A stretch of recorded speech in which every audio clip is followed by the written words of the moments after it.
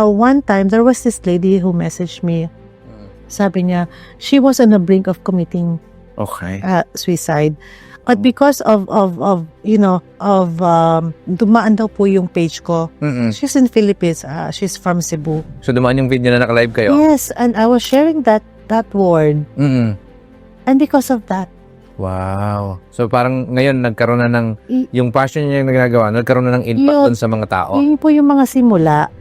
And like, there are other stories pa na minsan may magsasabi na ganyan. And because of you being you, doing what you love to do and sharing a piece of your heart, people are listening. They're not what, and I'm not saying na marami po akong follow. Really, hindi ako maraming viewers, I'm a striving online seller.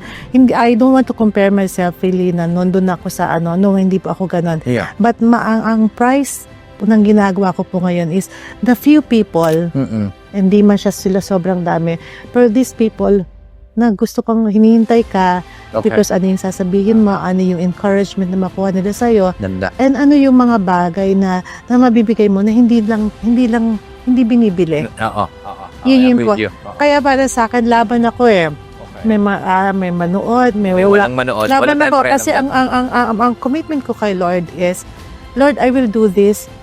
Use this platform to share your word, encourage people, and to let people know that you love them.